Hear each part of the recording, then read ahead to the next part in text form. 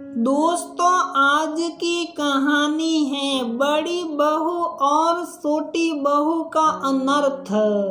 दोस्तों, कहानी शुरू करने से पहले अगर आपने हमारे चैनल को सब्सक्राइब नहीं किया है तो सब्सक्राइब कर लीजिए ताकि आपके पास पहुंचे हर नया वीडियो। रमा जी अब अपने दैनिक दिनचर्या से थक चुकी थी। कहने को तो दो बहुएं थी, मगर एक का भी सुख रमा जी के भाग्य में नहीं था। बहुओं को तो अपने किटी पार्टी और आए दिन शॉपिंग से ही फुर्सत नहीं था। बड़ी बहू तो बड़े घर की थी और छोटी बहू को खुद उनका बेटा ही पसंद करके लाया था। वो तो मॉडर्न जमाने की लड़की थी। शंकर जी रमा जी के पति कितना कहते कि थोड़ी देर आराम कर लिया करो, मगर रमा जी के कानों में जू तक ना रेंगती थी। कहती थी जब तक इस हाथों में सामर्थ्य है तब तक करूंगी। इतने सालों से खुद ही इस घर को सजा कर रखा है, एक एक तिनका जोड़कर इस घर को बनाया है। मुझे इस घर को संवार कर जो आत्मिक शांति मिलती है वो किसी और के चीज में नहीं मिलती।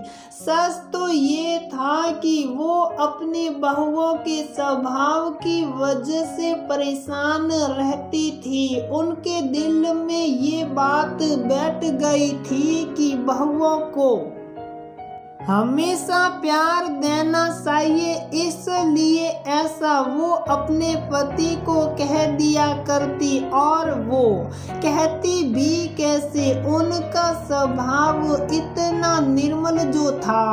बड़ी ही धार्मिक महिला थी, किसी को जवाब देना उनको आता ही नहीं था और ना ही किसी की बारी ने कुछ कहना।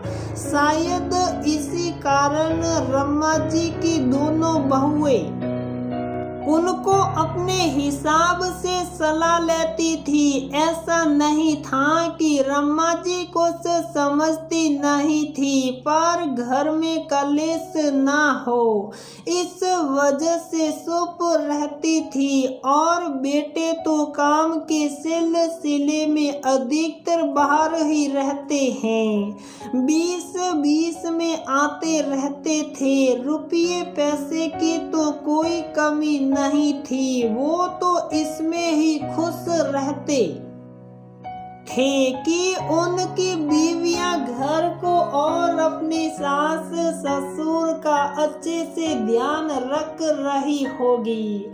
आज रमा जी के पति का जन्मदिन था। दोनों बेटे थोड़ी देर में घर आ रहे थे। घर में एक छोटी सी पूजा रखी गई थी।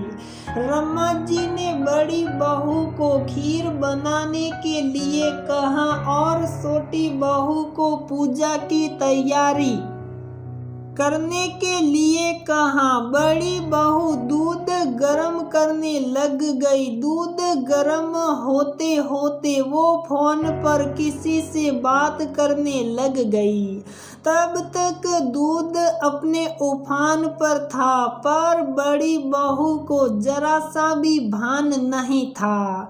तब तक रमा जी किसी काम से रसोई में आई। अरे बहू देखो, सारा दूध गिर गया, ये क्या अनर्थ कर दिया बड़ी बहू तुमने, दूध का गिरना कितना बड़ा अपशगुन माना जाता है पता है तुमको। कहकर गुस्से का घूंट पीकर घर के मंदिर में भगवान को मनाने चली गई ताकि सब शुभ शुभ हो। पर ये क्या, छोटी बहू को देखकर वो अपने सर पर हाथ पकड़कर बैठ गई। हे राम, ये क्या अनर्थ कर दिया छोटी बहू। पूजा में भी कोई ऐसे कपड़े पहनता है क्या? क्या हुआ मम्मी जी, आपने ही तो कहा था कुछ ढंग का पहनने को, तो मैंने सूट डाल लिया। अरे बहू, सूट तो ठीक है, पर काले रंग का सूट क्यों पहना?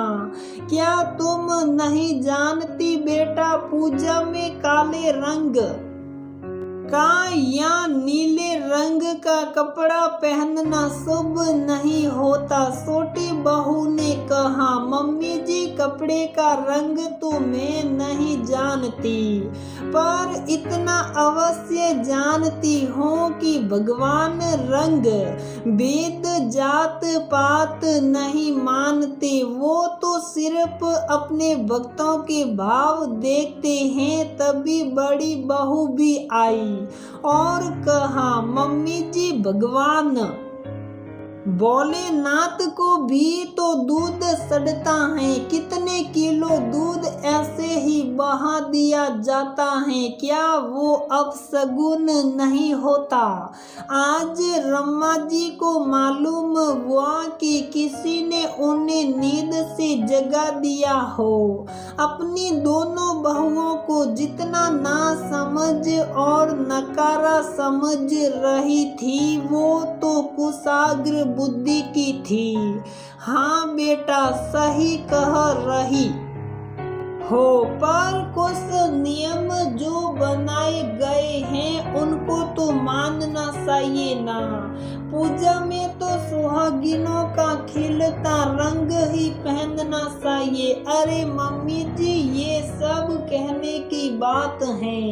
क्या विदेशी सफेद रंग पहनकर शादी नहीं करते हैं? करते हैं ना।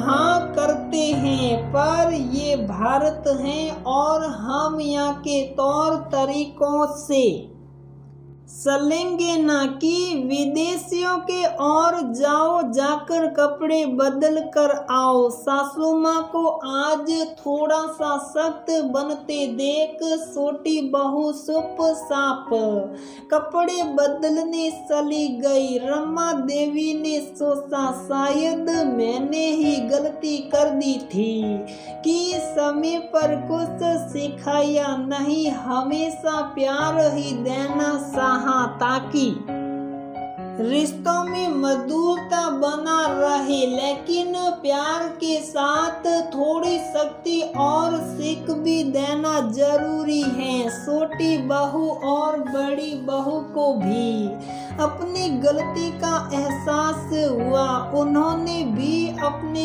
किए की माफी मांगी। रमा जी ने दोनों को प्यार से गले लगाया और कहा, कोई बात नहीं, चलो फिर से खीर बनाते हैं।